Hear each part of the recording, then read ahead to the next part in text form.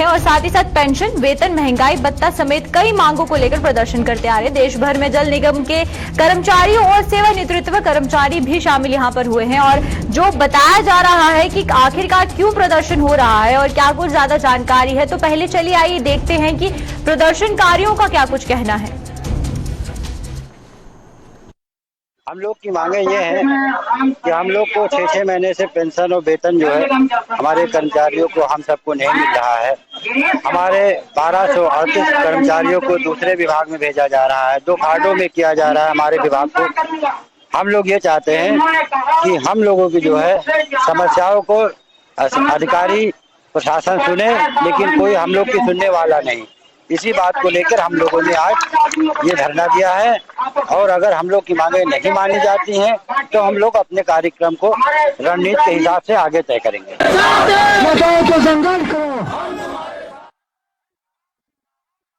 आपने कि आखिरकार जो प्रदर्शन है वो क्यों दिया जा रहा है, और अगर हम बात करें लखनऊ जल निगम संघर्ष की तो वहां पर प्रदर्शन किया जा रहा है और जो मांगे हैं वो ये रखी गई हैं कि पेंशन, वेतन और महंगाई भत्ता समेत और भी बहुत सी मांगे हैं ये जो रखी जा रही है। लेकिन इससे अगर बात करें क्या कुछ दिक्कतें लोगों को हो रही है, क्योंकि जल निगम की बात करते हैं अगर तो जल निगम के संघर्ष के बाद, उनके प्रदर्शन के बाद आम जनता को दिक्कतें होना बहुत ज्यादा स्वाभाविक है। तो चलिए ज्यादा जानकारी के लिए रुक करते हैं, हमारे साथ हमारे संवाददाता यहाँ पर शादाब जुड़ चुके हैं। शादाब आलम से जानते हैं। शादाब, पहले मैं आपसे जानना चाहूंगी कि आखिरकार क्या कुछ मांगे जो है वो इन लोगों की है जो कि अभी प्रदर्शन कर रहे हैं, और प्रदर्शन क्योंकि अगर बात करें पेंशन को लेकर, वेतन को लेकर, महंगाई भत्ते को लेकर, तो ये जो मांगे हैं ये अमूमन चलती आ रही है और अब ये लोग सड़कों पर उतर आए हैं, तो इससे आम जनता को कितना ज्यादा असर पड़ रहा है?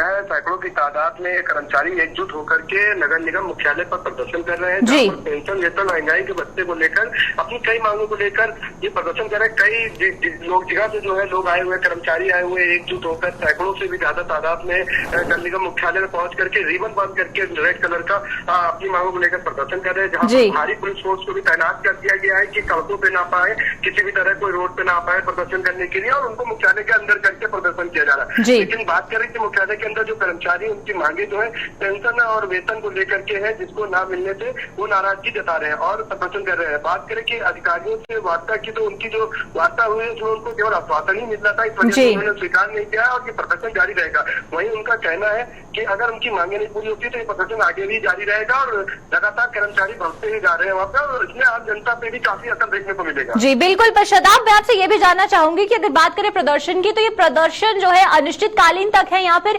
कुछ दिनों तक ये प्रदर्शन जारी रहेगा? अभी बात करने पर वहाँ के कर्मचारियों ने बताया कि बात चल रही है, अगर बात नहीं आगे बनती है, उनकी मांगे को पूरी नहीं की जाती तो ये धरना लगातार जारी रहेगा जब तक उनकी मांगे नहीं पूरी होंगी, और कर्मचारियों की संख्या भी जो है वो लगातार लोगों की बढ़ती जा रही है वहाँ पे, और लगातार सरकार के ऊपर निशाना साधते नजर आ रहे हैं। तो वहीं पर अगर बात करें शादाब, प्रदेश भर में जितने भी जल निगम के कर्मचारी हैं वो अपने यहाँ पर प्रदर्शन कर रहे हैं, तो क्या जल आपूर्ति को लेकर किसी तरीके की दिक्कत हमें देखने को मिल रही हो लखनऊ में? नहीं, अभी तो किसी प्रकार की कोई दिक्कत सामने नहीं आई, लेकिन आज ही प्रदर्शन चालू हुआ है। अब देखने वाली बात यह होती है कि क्या कर्मचारियों की मांगे पूरी होती है या फिर ये समस्या आगे भी बढ़ेगी, तो कहीं न कहीं जनता को भी इसका नुकसान उठाना पड़ेगा। तो वहीं पर अगर ऑफिशियल की तरफ से बात करें तो क्या कोई आला अधिकारी इनके साथ आया हो, इनके समक्ष आया हो, बातचीत की गई हो, इनसे ये मुद्दा सुलझाने की कोशिश की गई हो? नहीं, बिल्कुल आपको बता दूं कि कल उन लोगों की मुख्यालय से किसी की वार्ता हुई थी जिस पर उनकी बातचीत जो थी वो मांगे थी उनको लेकर के पूरी तरह से नहीं सहमत हुए, जिसको लेकर आज उन्होंने प्रदर्शन किया है। उनका कहना है कि अगर मेरी वार्ता अभी भी नहीं होती है और मेरी मांगों को नहीं पूरा किया गया तो मैं आगे प्रदर्शन करता रहूंगा। जी चलिए, बहुत बहुत शुक्रिया शादाब आपका हमारे साथ जुड़ने के लिए और तमाम जानकारी देने के लिए।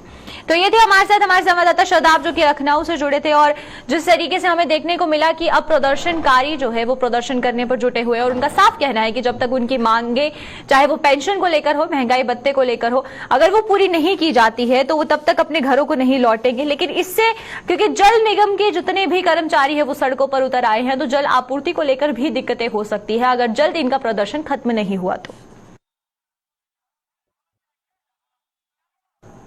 तो चलिए अब आपको बहराइच ले चलते हैं। बहराइच जिले के तराई के संक्रामक रोगों के फैलने से जिला अस्पताल में हड़कंप मच गया है। सीमावर्ती जिलों के अलावा नेपाल से भी मरीजों के आने से बहराइच का जिला अस्पताल फुल हो गया है।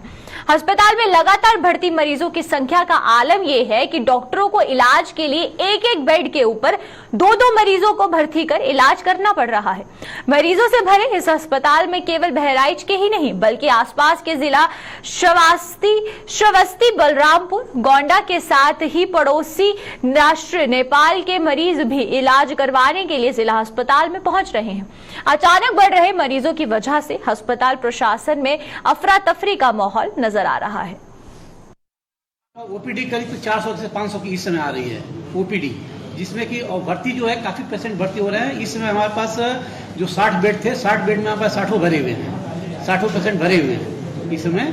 और जो पेशेंट एक्स्ट्रा आ रहे हैं तो हम लोग कोशिश करते हैं कि बच्चे हैं, छोटे बच्चे हैं तो जो बड़े बेड हैं उस पर 2 बच्चों को हम लोग रख लेते हैं। जो छोटे बेड हैं, जो पीडियाट्रिक बेड है उस पर 1 रखते हैं। जो एडल्ट बेड है उस पर 2-2 बच्चों को हम लोग रख लेते हैं। तो हमारे पास पेशेंट अभी तक तो दूसरे वार्ड को खोलने की नौबत नहीं आई है, लेकिन जरूरत पड़ेगी तो हम लोग दूसरा वार्ड भी खोल देंगे, तैयार रखे हुए हैं। डेंगू का कोई कंफर्म केस अब तक नहीं है।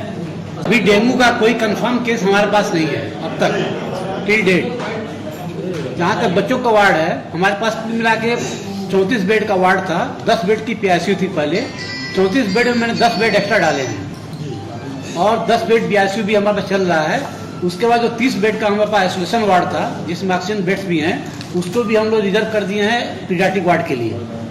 शासन का आदेश आया था कि कोविड वार्ड को जहाँ पर जरूरत पड़े तो कोविड वार्ड को ले लिया जाए, इसके लिए पीडियाट्रिक वार्ड में हम लोग 30 बेड उसके लिए भी कर दिए हैं कि अगर जरूरत पड़ा तो हम 30 बेड जो बर्न वार्ड था पुराना आप लोग देखे होंगे जिसमें कि हम लोग कोविड वार्ड की किए हुए हैं, उस 30 बेड को पीडियाट्रिक में कन्वर्ट कर देंगे। उसके बाद भी अगर हमारी संख्या बढ़ती है तो हम L2 जो बना हुआ है सर्जिकल बिल्डिंग जो पीछे बना हुआ है, जो पूरा वेंटिलेटर जिसमें लगे हुए हैं, उसको भी हम लोग कोविड में ले लेंगे। ये सारी इसमें पीडियाट्रिक वार्ड में ले लेंगे। तो चलिए बात करते हैं ओरिया के। सदर ओरिया कोतवाली क्षेत्र के नेशनल हाईवे स्थित मंडी समिति के करीब एक भीषण सड़क हादसे में 3 बाइक सवारों की मौत हो गई है। इस घटना की सूचना मिलते ही पुलिस ने मौके पर पहुंचकर शवों का पंचनामा कर हादसे की जांच में शुरू हो गई है। बताया जा रहा है कि तेज रफ्तार बाइक खड़ी डीसीएम से टकरा गई, जिसमें बाइक पर सवार 3 युवकों की मौत हो गई है।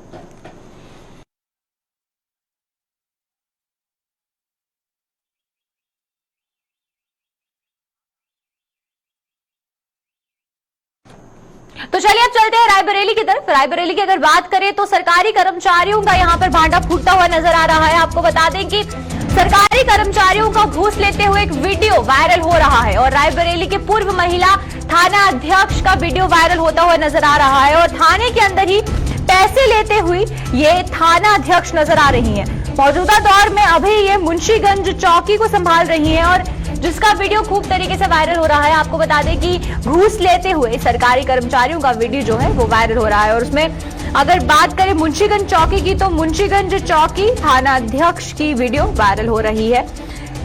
रायबरेली के लेखपाल व अकाउंटेंट के बाद अब पुलिस विभाग की भी किरकिरी होती हुई नजर आ रही है। आप तस्वीरों में साफ देख सकते हैं कि किस तरीके से घूस लेती हुई ये जो थाना अध्यक्ष है ये दिख रही हैं आपको। और ये वीडियो वायरल होने के बाद अब आगे कार्यवाही क्या कुछ होती है ये देखना बहुत ज्यादा जरूरी रहेगा, क्योंकि थाना अध्यक्ष जब पूरे तरीके से जो है वो रिश्वत ले रहा था तो रिश्वत लेते समय ये देखने को मिल रहा है कि वीडियो में साफ दिख रहा है कि किस तरीके से रिश्वत ली जा रही है और जो थाना अध्यक्ष है वहां की वो भी रिश्वत ले रही है।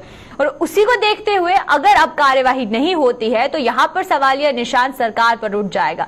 लेकिन वहीं पर आपको बता दें कि विवादों में रहने वाली महिला दरोगा उमा अग्रवाल का पैसे लेते हुए ये जो वीडियो है ये वायरल हुआ है। 15 अगस्त को महिला थाने में उल्टा झंडा फहराने के मामले में पुलिस अधीक्षक श्लोक कुमार ने महिला थाना से हटाकर भदोकर थाना क्षेत्र के मुंशीगंज चौकी में इनको कमान सौंपी थी, जहां पर अब इसके बाद ये एक और वीडियो सामने आया है। हालांकि अगर हम बात करें तो उमा अग्रवाल हर वक्त विवादों में नजर आती है और इस बार भी अब वो विवादों में नजर आ रही हैं। ज्यादा जानकारी क्या है तो ज्यादा जानकारी के लिए हमारे साथ यहाँ पर दिलीप चौधरी ज्वाइन कर चुके हैं, तो दिलीप से जानते हैं। दिलीप, मैं आपसे जानना चाहूंगी कि ये वीडियो वायरल होने के बाद अब अगर हम पुलिस की बात करते हैं तो पुलिस के जो आला अधिकारी है उनके द्वारा किस तरीके का संज्ञान लिया गया है, क्या कुछ कार्यवाही की गई है? हाँ बिल्कुल, मैं आपको बताता हूँ रायबरेली में पिछले उसके बाद महिला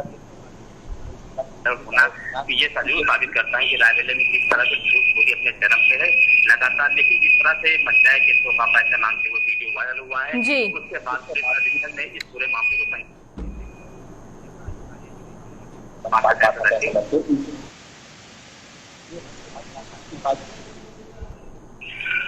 वहीं पर मैं आपसे जानना चाहूंगी दिलीप कि अगर बात करें पहले भी 15 अगस्त को जो है इसी तरीके के विवादों में उमा अग्रवाल हमें नजर आई थी और उसके बाद उनका ट्रांसफर करवा दिया गया और अब फिर एक बार फिर जो है करप्शन के मामले में सामने आई हैं। तो ये जो बार बार पुलिस विभाग पर सवाल या निशान उठता हुआ नजर आ रहा है, तो कितना जरूरी है कि जो आला अधिकारी है वो इस तरीके के मामले और ना हो तो पहले ही कड़ा संज्ञान लिया जाए इस पूरे मामले को लेकर? जी हाँ, रायबरेली के जो पुलिस अधीक्षक किशोर कुमार है लगातार पुलिसिया रवैये को सुधारने का काम जरूर कर रहा है। जिस तरह से एक पुलिस महिला तो जो है पुलिस विभाग की जो पहले भी कई बार विवादों में रह चुकी है, उसके बाद सस्पेंड भी कई बार हो है। 15 अगस्त को अपनी थाने में इन्होंने उल्टा झंडा फहराकर एक बार फिर विवादों में आ गए थे, जिसको लेकर रायबरेली के जो पुलिस अधीक्षक किशोर कुमार ने इनका ट्रांसफर जो बधोकर थाना के मुंशीगंज चौकी भेज दिया था, यहाँ से उनका वहां प्रभाव दे दिया गया था। लेकिन जिस तरह से ये वीडियो सामने आए हैं उसके बाद फिर से भी पुलिस और पुलिस विभाग के ऊपर और महिलाएं तो जो भी उमा अग्रवाल है उनके ऊपर सवाल निशान खड़े होना जो लाजमी है। जी बिल्कुल, वहीं पर आपसे बात करेंगे दिलीप, तो आखिरी सवाल मेरा आपसे ये रहेगा कि हम मुख्यमंत्री की बात करते हैं तो मुख्यमंत्री द्वारा जो है वो कहीं ना कहीं करप्शन को रोकने के लिए बहुत बड़े बड़े अभियान चलाए जा रहे हैं, लेकिन उन्हीं अभियान के तर्ज पर अगर बात की जाए तो हमें ये देखने को मिल रहा है कि अगर हम रायबरेली की बात करते तो पहले लेखपाल सामने आए, फिर अकाउंटेंट सामने आए जो कि रिश्वत लेते हुए नजर आ रहे थे, तो अब पुलिस विभाग ही इसमें जुट चुका है। तो जहां पर बाकियों को नसीहत दी जाती है कि करप्शन ना करे, इस तरीके की कोई भी काम ना करे जिससे कि भ्रष्टाचार बढ़े, लेकिन ये जो विवाद सामने आ रहा है जहां पर डिपार्टमेंट के लोग ही भ्रष्टाचार कर रहे हैं, तो कितना जरूरत है कि पहले विभाग को ठीक किया जाए, डिपार्टमेंट को ठीक किया जाए और फिर जो है लोगों को भ्रष्टाचार से दूर रहने की नसीहत दी जाए? जी हाँ बिल्कुल, सूबे के मुखिया योगी आदित्यनाथ जो लगातार में भ्रष्टाचार को खत्म करने को बड़ी जरूर कर रहे हैं, लेकिन जो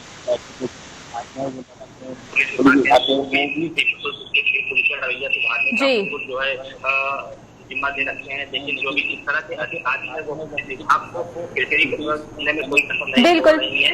और जो भी ये महिलाएं तो ये लगातार विवादों में रह चुकी हैं और ये सस्पेंड हो चुकी हैं, लेकिन अब देखने वाली बात ये होगी कि JK 24/7 चैनल जो भी है लेखपाल और की खबर बिल्कुल बाद में भी राजस्व विभाग ने उसको कार्रवाई करते हुए दोनों को सस्पेंड जरूर कर दिया था, लेकिन देखने वाली बात ये होती है कि उमा अग्रवाल का इस तरह का वीडियो सामने आने के बाद में रायबरेली के पुलिस अधीक्षक है वो उन पर किस तरह की कार्रवाई करते हैं जी सब नहीं बताया। चलिए, बहुत बहुत शुक्रिया आपका दिलीप हमारे साथ जुड़ने के लिए और तमाम जानकारी साझा करने के लिए। तो ये थे हमारे साथ हमारे संवाददाता दिलीप चौधरी और जिस तरीके से रायबरेली से हमारे साथ जुड़े थे और ये जो वीडियो सामने आया है उसके बाद पुलिस विभाग द्वारा क्या कुछ कार्यवाही की जाती है वो देखना बहुत जरूरी रहेगा यहाँ पर, क्योंकि भ्रष्टाचार पर जहां रोक लगाने के लिए आए दिन इस तरीके के अभियान चलाए जाते हैं, लेकिन जब पुलिस विभाग द्वारा ही भ्रष्टाचार को बढ़ावा दिया जाता है तो उसको रोक लगाने के लिए क्या कुछ कदम उठाए जाएंगे ये देखना बहुत ज्यादा जरूरी रहेगा। तो चलिए अब रुख करते अगली खबर की ओर। बागपत में बदमाशों ने ना तो कानून को कोई भय है और ना ही पुलिस का कोई खौफ है। बेखौफ बदमाशों ने खेड़रा बंदपुर मार्ग पर डायल 112 पर तैनात पुलिस कर्मियों को गोलियों से भून दिया और इस घटना को अंजाम देकर बदमाश मौके से फरार हो गए। बदमाशों के इस हमले में सिपाही गंभीर रूप से घायल हो गया है, जिसे इलाज के लिए गाजियाबाद के यशोदा हॉस्पिटल में भर्ती कराया गया है। सिपाही की पहचान अरुण के रूप में की गई है। वहीं पुलिसकर्मी पर हुए जानलेवा हमले से पुलिस विभाग में हड़कंप मच गया है और एसपी सहित कई थानों की पुलिसकर्मी घटनास्थल पर पहुंच चुके हैं। एसपी नीरज जाधोन के मुताबिक सिपाही के होश में आने के बाद ही घटना और बदमाशों की संख्या के बारे में स्पष्ट हो पाएगा। फिलहाल आसपास की सीसीटीवी को खंगाला जा रहा है और मामले की तफ्तीश भी की जा रही है। कई टीमों को इन केस में लगा दिया गया है। ये लगभग 9:45 बजे रात को कांस्टेबल अरुण जो अपनी ड्यूटी के लिए जा रहे थे उन्होंने फ़ोन के द्वारा मुझे सूचित किया, मेरे सूची पर सूचित किया कि उनको कुछ अज्ञात लोगों ने गोली मारकर घायल कर दिया है। घटनास्थल यहाँ से लगभग आधा किलोमीटर टुवर्ड्स खेकड़ा है, जो कि थाना कोतवाली बागपत में आता है।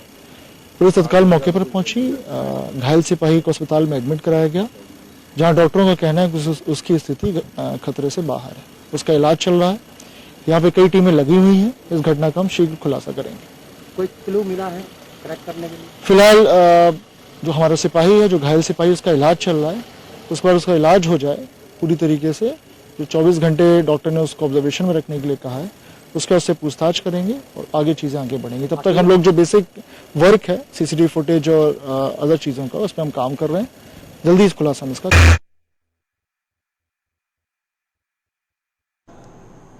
महोबा में पुलिस अधीक्षक द्वारा गठित सर्विलांस टीम को एक बड़ी सफलता हाथ लगी है। सर्विलांस टीम ने महोबा जिले में लंबे समय से गायब हुए 3,50,000 के 17 मोबाइल बरामद किए हैं, जिन्हें महोबा के एसपी सुधा सिंह की मौजूदगी में उनके मालिकों को सौंपा गया।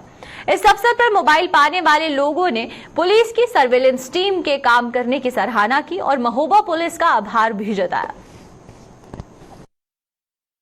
आज सर्विलांस सेल द्वारा हमारे जो पिछले कुछ समय में खोए हुए 17 मोबाइल थे, उनकी रिकवरी की गई है और सभी जो मोबाइल मालिक थे उनको बुला के उनको सुपुर्द किया गया है। इन 17 मोबाइल की अनुमानित कीमत लगभग 3.5 लाख रुपए है और ये सभी 17 मोबाइल उनके मोबाइल स्वामियों को उनके संदर्भित कर दिए गए हैं। शेष जो मोबाइल हैं उनकी भी जानकारी की जा रही है। जैसे ही उनकी जानकारी मिलती है वो भी मोबाइल स्वामियों को सुपुर्द किए जाए। बदलते समय के साथ साथ अपराधियों ने अपराध का तरीका भी बदल लिया है। देवरिया में अनपढ़ लोगों ने भी ठगी का नया तरीका निकाला था। गिरोह के सदस्य परिचितों के साथ हाथ मिलाने के दौरान अंगूठे का क्लोन बनाकर रुपया निकाल लेते थे। ये ठग अपने हाथ में एमसील लगाकर लोगों से हाथ मिलाते थे। एमसील के चलते सामने वाले के हाथ का छाप ठगों के हाथ पे लग जाता था। आरोपी उस छाप से अंगूठे का क्लोन बनाकर पैसा निकाल लेते थे। इस गिरोह में बिहार का भी एक युवक शामिल है। पुलिस के मुताबिक साइबर ठगी का ये नया तरीका है। पुलिस ने गिरोह के सरगना समेत 4 युवकों को गिरफ्तार किया है। इनके पास है 17 अंगूठों के क्लोन, 18 पैकेट एमसील, 10 डब्बे फेविकॉल, 12 आधार कार्ड और 1 थंब इंप्रेशन मशीन एवं 52,000 की भी बरामद हुए हैं। नए तरह के साइबर अपराध का खुलासा हुआ है, जिसमें अपराधी हाथ में एमसील अंगुली में लगा करके और अपने हाथ में वो लगा करके पूरे पाम में और जा करके अगले का केवल एक अंगुली पकड़ करके उसको दबाता है और अंगुली इस तरह से दबाता है कि उसके अंगुली के जो फिंगरप्रिंट्स हैं उस एमसील के साफ्ट जो होता है उसमें उसके निशान आ जाते हैं और फिर वो निशान ले जा करके वो रख करके उस पर फेविकोल फैला देते हैं, सरसों का तेल लगा करके, और उसके बाद वो जब सूख जाता है तो उसको उठा करके उसके फिंगरप्रिंट से फिर ये बैंक से उसको जो आधार से लिंक अकाउंट्स हैं उसमें से पैसा निकालते हैं। ऐसे अनेक लोगों के साथ इन्होंने ये वारदात की है। एक व्यक्ति जिससे 3,15,000 रुपये निकाल लिए, वो ट्रैक्टर का पंचर, गाड़ियों में पंचर भरने का काम करता है। उससे हाथ मिलाया उसकी उंगली पे, वो समझ नहीं पाया और 3,15,000 रुपये निकाल लिए। इसी प्रकार एक दूसरे व्यक्ति से 1 लाख के ऊपर रुपए निकाल लिए। अनेक लोगों के साथ इन्होंने वारदात की है। इसमें जो इसका मास्टरमाइंड है वो गोपालगंज का रहने वाला एक लड़का है। एक जो अपराधी है मेन इसका, उसका सोनू यादव नाम है। जहां एक तरफ योगी सरकार जीरो टॉलरेंस का बड़े बड़े दावे करती है और भ्रष्टाचार मुक्त करने की बात करती है, वहीं पर दूसरी तरफ उन्हीं के कर्मचारी और अधिकारी इन निर्देशों की धज्जियां उड़ाते हुए नजर आ रहे हैं। यूपी की सबसे बड़ी तहसील हरिया में तैनात एक लेखपाल का 5,000 रुपए घूस लेते हुए एक वीडियो सोशल मीडिया पर जमकर वायरल हो रहा है। वायरल वीडियो में शावनी कस्बे में तैनात हल्का लेखपाल मुआवजा बनवाने के नाम पर भोली भाली जनता को गुमराह कर धन उगाही कर रहा है और नजर भी आ रहा है। किसी ग्रामीण ने धन उगाही का वीडियो बनाकर सोशल मीडिया पर वायरल कर दिया। जब इस बारे में उप जिला अधिकारी हरिया सुखबीर से बात की गई तो उन्होंने बताया कि जांच करवाई जा रही है और हल्का लेखपाल को तत्काल प्रभाव से निलंबित कर दिया गया है। यदि जांच में दोषी पाए जाते हैं तो इनके खिलाफ उचित कार्यवाही भी की जाएगी। अभी ऐसे संज्ञान में आया है कि लेखपाल साहब का कुछ इस तरह का ऑडियो और वीडियो वायरल हो रहा है। उसके संदर्भ में तहसीलदार साहब को जांच रखाई नहीं कर रहे हैं और उनके खिलाफ जो है विभागीय कार्रवाई अगर ये सब पाया जाता है की जाएगी। इसके पहले भी सर वो कई बार सस्पेंड हो चुके हैं। हाँ, तो उसी क्रम में पूरा ये निष्कर्ष आ जाएगा कि जो भी उनके खिलाफ बनेगा हो जाएगा।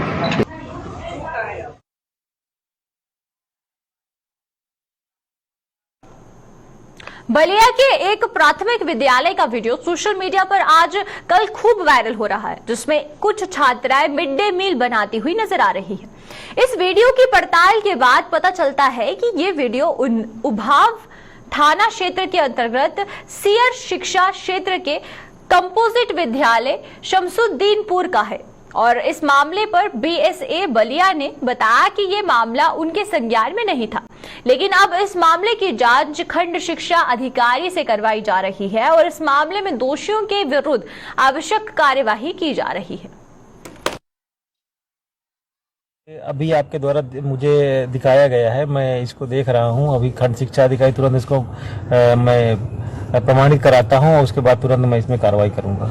ये कौन से ब्लॉक खंड के में आता है सर ये विद्यालय और कहाँ पे स्थित है? कहाँ का बताया आप? सीयर ब्लॉक का है।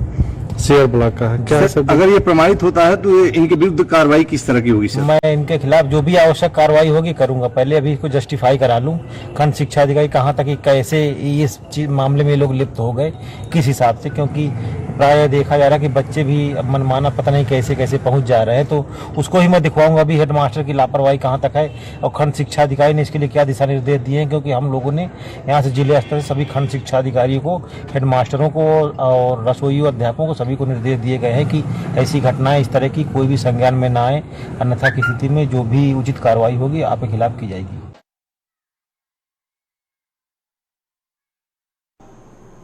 यूपी के महोबा में शासन के निर्देश पर नए शिक्षा सत्र में प्राथमिक और जूनियर विद्यालय के छात्र छात्राओं को सरकारी भवनों में बेहतर और सुरक्षित शिक्षा देने के उद्देश्य से झज्जर और पुरानी स्कूलों की बिल्डिंग के ध्वस्तीकरण का कार्य युद्ध स्तर पर शुरू कर दिया गया है। इन झज्जर विद्यालयों के ध्वस्तीकरण के बाद नए भवनों का निर्माण होने के बाद छात्र छात्राओं को नए भवन में बेहतर और सुरक्षित शिक्षा मिलने का रास्ता साफ होता हुआ नजर आ रहा है। सरकार के इस कदम का ग्रामीणों ने स्वागत भी किया है। पनवाड़ी विकास खंड के अंतर्गत सिमरिया गांव में वर्ष 2005 में विद्यालयों का निर्माण किया गया था, जिसका अब पूर्ण निर्माण किया जा रहा है। इस प्रकरण में सबसे पहले शासनादेश से सत्यापन समिति गठित है और उस गठित समिति ने 2019-20 में सर्वेक्षण किया था और सत्यापन करके उन बिल्डिंगों को इंडिकेट किया था जो जर्जर स्थिति में थी। तो उस सूचना भेजी गई परियोजना को और परियोजना से पास होकर के आया। उसमें हमारे 16 विद्यालयों का नाम है और उनके प्रत्येक विद्यालय पर धनराशि भी वहाँ से भेजी गई कि उसको एसएमसी के खाते में डाल दी जाए और उसके अनुसार एसएमसी के द्वारा उसको नया भवन निर्मित किया जाए, पुराने भवन को गिरा करके। इस श्रृंखला में हम जब आए हैं तो इस रिपोर्ट को देखने पर फिर आदेश आया कि तत्काल जर्जर भवनों को गिरा दिया जाए, ध्वस्त कर दिया जाए। क्योंकि हमारे पास रिपोर्टेड थे, इसलिए उन भवनों को, जर्जर भवनों को गिराने का आदेश नीलामी करके और उस प्रक्रिया का पालन करते हुए गिराने का आदेश दिया गया है और उसमें उनके एसएमसी के खाते में वो पैसे हस्तांतरित कर दिए गए हैं जिन पैसों से उस नई बिल्डिंग का निर्माण होना है। यूपी के बुलंदशहर में इन दिनों विकास प्राधिकरण की उपाध्यक्ष IAS हर्षिता माथुर चर्चाओं में है, क्योंकि वो लगातार अवैध कॉलोनियों के काले कारोबार को ध्वस्त करने में जुटी हुई हैं। बुलंदशहर विकास प्राधिकरण द्वारा कई FIR तो कहीं अवैध निर्माण को ध्वस्त कराया जा रहा है और जिसकी सियासतदानों के से लेकर आमजन तक चर्चा है। दरअसल जब से IAS हर्षिता माथुर ने BDA के उपाध्यक्ष का चार्ज संभाला, तभी से अवैध कॉलोनियों के खिलाफ जंग जारी है। जिससे भूमाफिया और अवैध कॉलोनीनाइजर धर कांप रहे हैं।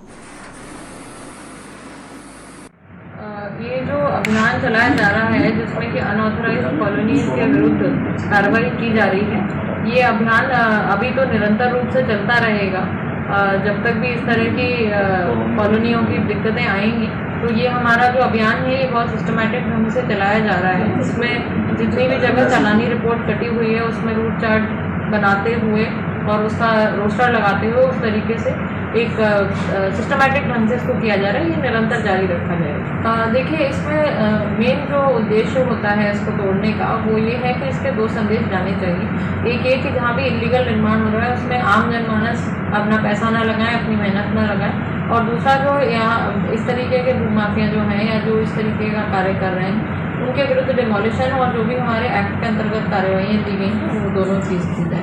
उसी के अंतर्गत ये अभियान चलाया जा रहा है।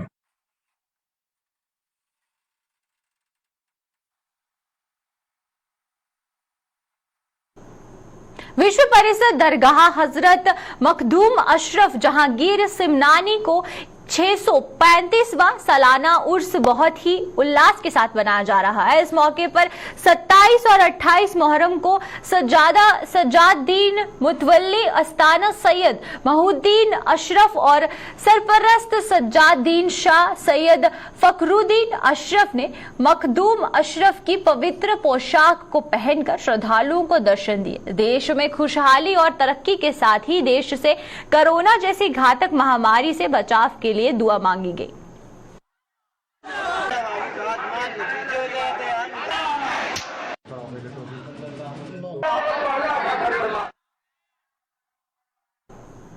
तो चलिए अब तक की उत्तर प्रदेश की खास खबरों में फिलहाल इतना ही। मुझे दीजिए इजाजत। नमस्कार।